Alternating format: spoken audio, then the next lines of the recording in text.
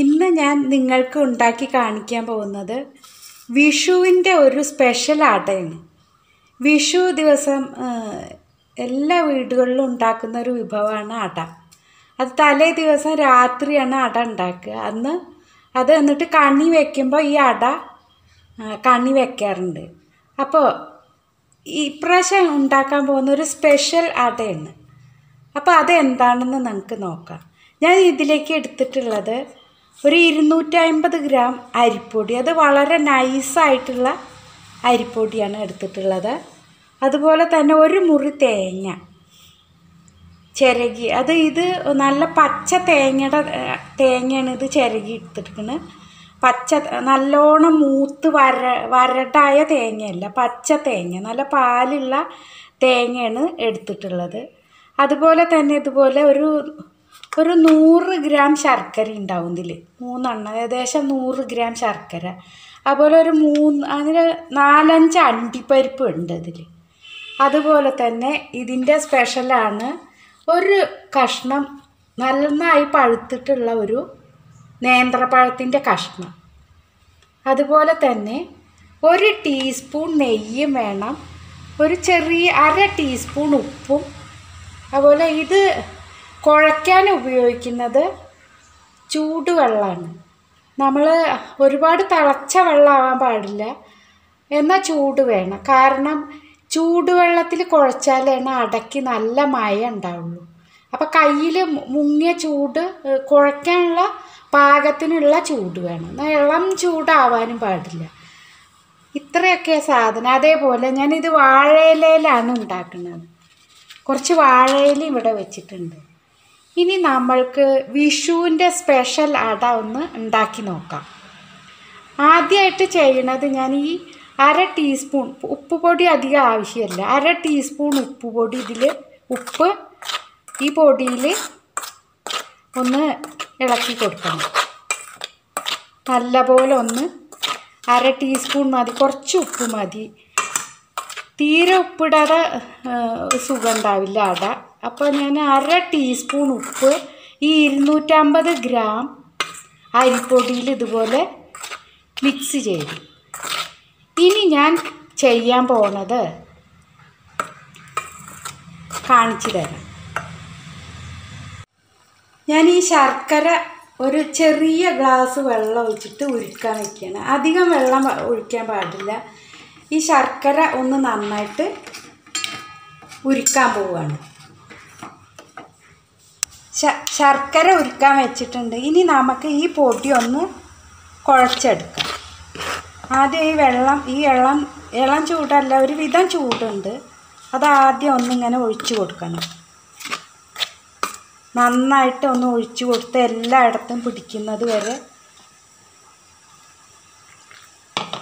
അവസാനം ഇത് കൈ കൊണ്ട് തന്നെ കുഴക്കണം. ഇപ്പം നമുക്ക് സ്പൂൺ കൊണ്ട് കുഴക്കാം. എന്നിട്ട് അതിലത്തെ ചൂട് ഒന്ന് കുറയുമ്പോൾ കൈ കൊണ്ട് നന്നായിട്ട് കുഴച്ച് കൊടുക്കും.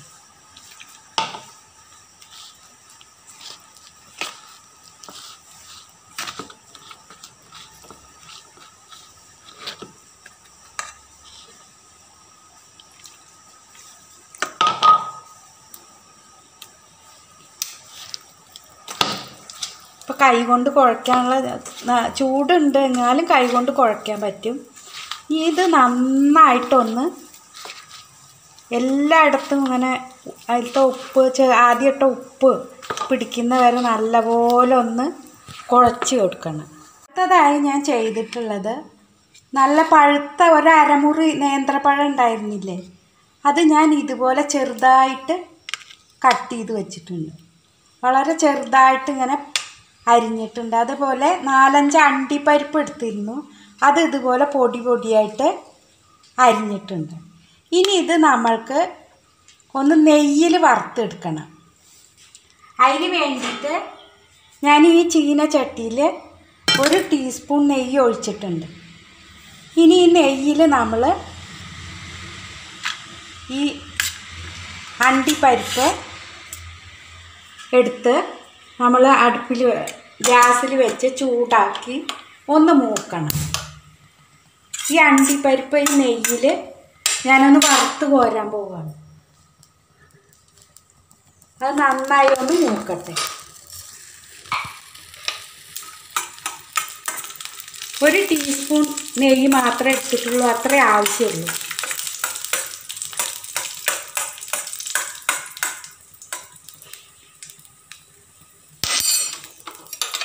ഇതൊരുവിധം ഇങ്ങനെ ചോക്കണത് വരെ നമുക്ക് ഒന്ന് വറുത്തെടുക്കാം.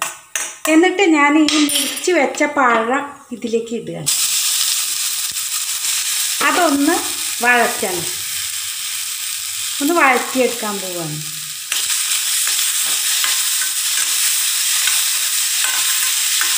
നെയ്യിൽ നേന്ത്രപ്പഴം ഒന്ന് വഴറ്റിയെടുക്കണം.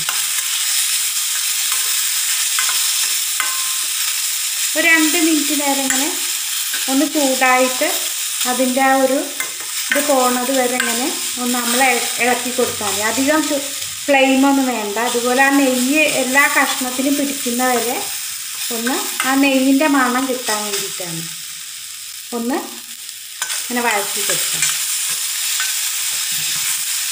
അതിന് ശേഷം ഞാൻ ഈ തേങ്ങ ഇതിലേക്ക് ഇടുകയാണ്.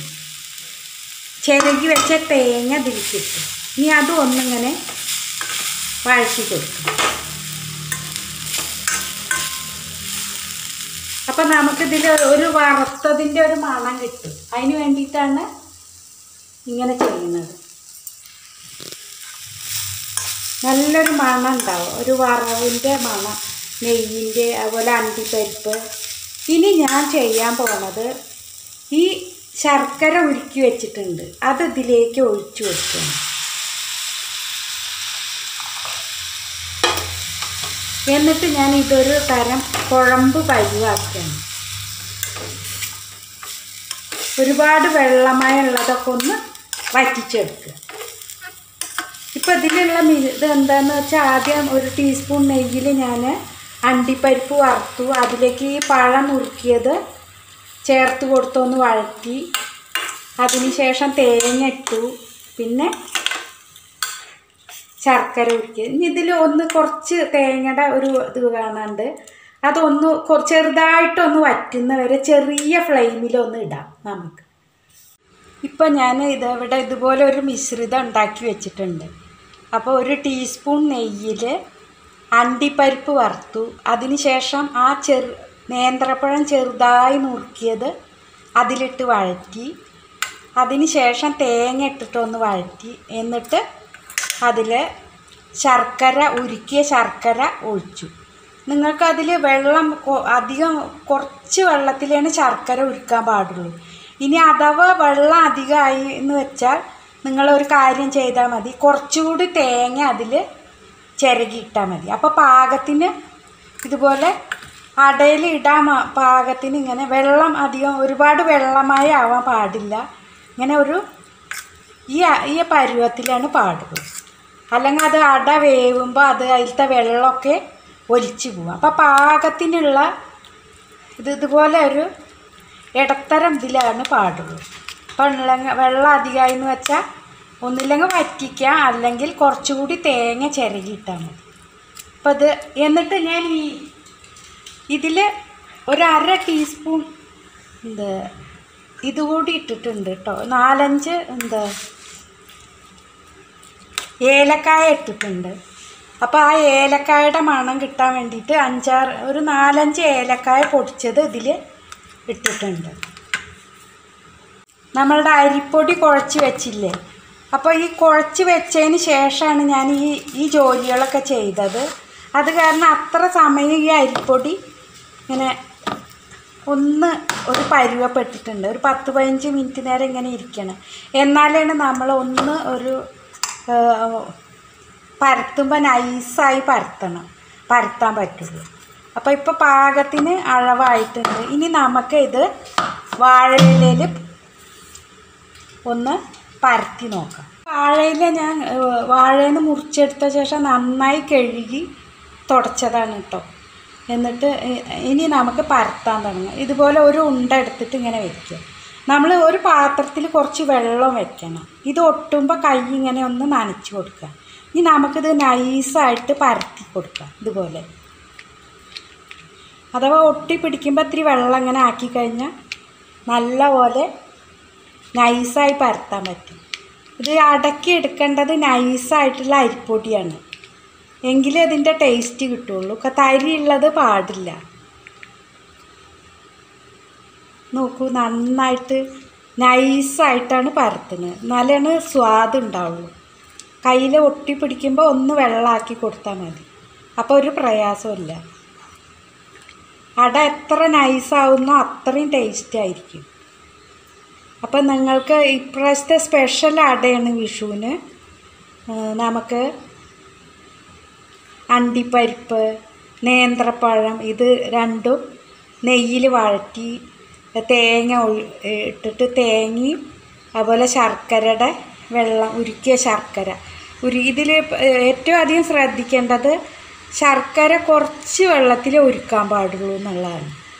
അതാണ്, അല്ലെങ്കിൽ അത് ശർക്കര കൂടുതൽ വെള്ളത്തിൽ ഉരുക്കി കഴിഞ്ഞാൽ ബുദ്ധിമുട്ടാവും. അപ്പം നമ്മൾ ഇതിലിട്ടിട്ട് വേവിക്കുമ്പോൾ നമുക്ക് അത് അതിലത്തെ ശർക്കരയൊക്കെ ഒലിച്ച് പോവും, ഒലിച്ച് വെള്ളം, അപ്പോൾ അതിൻ്റെ ടേസ്റ്റ് വ്യത്യാസമാവും. അത് നേരെ മറിച്ച് അത് അതേപോലെ നല്ല കട്ടിയിൽ തന്നെ അതിലിരിക്കണം. അതിന് വേണ്ടിയിട്ടാണ് പറയുന്നത്, ശർക്കര ഉരുക്കുമ്പോൾ ആവശ്യത്തിന് കുറച്ച് വെള്ളം എടുക്കാവുള്ളൂ. അപ്പോൾ അത് നൈസായിട്ട് എല്ലാ ഭാഗത്തും ഒരുപോലെയാണ് പരത്തിയിരിക്കുന്നത്. ഇതുപോലെ മുഴുവൻ അറ്റം വരെ ആക്കണ്ട, ഇതുപോലെ കുറച്ചാക്കിയാണ്, കുറച്ച് ഗ്യാപ്പ് വിട്ടിട്ട് ആക്കിയാണ്. അപ്പോൾ ഇതായിട്ടുണ്ട് ഒരുവിധം. ഇനി ചെയ്യേണ്ടത് ഈ മിശ്രിതം നമുക്ക് ഇതിൻ്റെ പകുതിയിൽ ഇട്ട് കൊടുക്കാം. മടക്കാനുള്ളതാണല്ലോ, മടക്കുമ്പോൾ പകുതി ഇട്ട് കൊടുത്താൽ മതി. ഇനി ബാക്കി ഭാഗം നമ്മൾ മടക്കുകയാണ് ചെയ്യുന്നത്.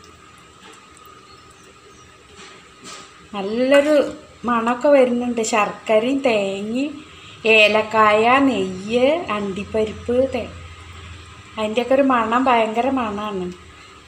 അപ്പോൾ നോക്കൂ, ഇതുപോലെ പകുതി ആക്കിയിട്ട് ഇങ്ങനെ വെക്കുക. ഇനി നമുക്ക് ഈ ഇല ഇങ്ങനെ മടക്കി കൊടുക്കാം. ഇനി ഇവിടെ ഒരു സ്റ്റീമറിലാണ് ഇടാൻ പോണത്. ഇതുപോലെ വെച്ചിട്ടുണ്ട്. ഇങ്ങനെ ഈ അടകളൊക്കെ ഇതുപോലെ വെക്കുകയാണ്. ഇതുപോലെ വെച്ചിട്ട് ഗ്യാസിൽ വെച്ച് ആവിയിൽ നന്നായിട്ട് വേവാൻ വെക്കുകയാണ്. കുറച്ച് നേരം വേവണം. ഗ്യാസിൽ വെക്കാൻ പോവാണ്. നല്ല ഫുൾ ഫ്ലെയിമിൽ ഇടണം. എന്നിട്ട് അതാണ് അടച്ച് വെച്ചിട്ട് വേവിക്കാൻ പോവുകയാണ്.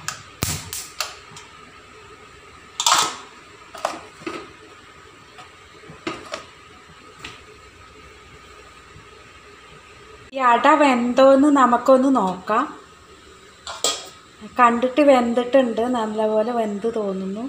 നമുക്കൊന്ന് നോക്കാം എങ്ങനെയുണ്ട് അട.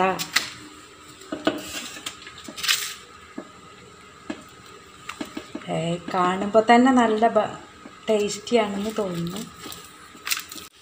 അട നല്ലപോലെ വെന്തിട്ടുണ്ട്, നല്ല ടേസ്റ്റിയാണ്. ഇത് കഴിച്ച് നോക്കട്ടെ.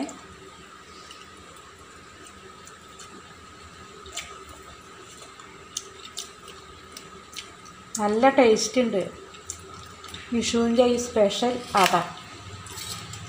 നിങ്ങൾക്ക് ഈ വീഡിയോ ഇഷ്ടപ്പെട്ടു കാണുമെന്ന് വിചാരിക്കുന്നു.